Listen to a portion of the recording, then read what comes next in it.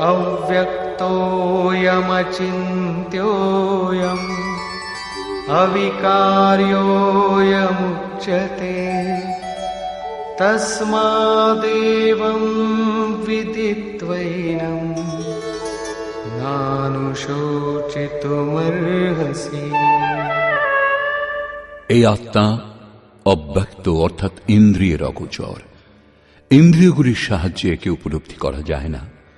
যতক্ষণ পর্যন্ত ইন্দ্রিয় ও বিষয়ের সংযোগ ঘটে ততক্ষণ পর্যন্ত এই আত্মা আছে ঠিকই, কিন্তু তাকে জানা যায় না। আত্মা অচিন্ত। যতক্ষণ চিত্ত ও চিত্তের তরঙ্গ বিদ্যমান ততক্ষণ সেই শাশ্বত আছে অবশ্যই, কিন্তু আমাদের দর্শন, উপভোগ এবং প্রবেশের জন্য নয়। অতএব চিত্তের নিরোধ আবশ্যক। শ্রীকৃষ্ণ পূর্বেই বলেছেন যে অসৎ বস্তুর অস্তিত্ব নেই এবং সতের তিন কালে অভাব নেই। সৎ আত্মা, আত্মাই অপরিবর্তনশীল, শাশ্বত, সনাতন ও অব্যক্ত।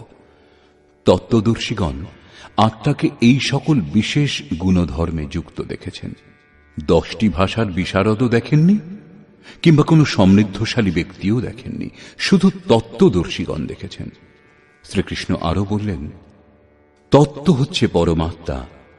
মনের নিরোধকালে সাধক তাঁর দর্শন করেন এবং তাতে স্থিতি লাভ করার অধিকারী হন।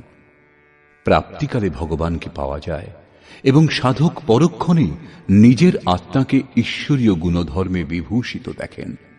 তিনি দেখেন আত্মাই সত্য, সনাতন ও পরিপূর্ণ। এই আত্মা অচিন্ত এবং বিকার রহিত অর্থাৎ অপরিবর্তনশীল।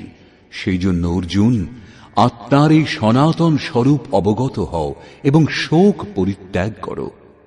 এবার শ্রীকৃষ্ণ অর্জুনের বিচারগুলির মধ্যে যে বিরোধাভাস তা দেখালেন, যেটা খুব সামান্য তর্ক।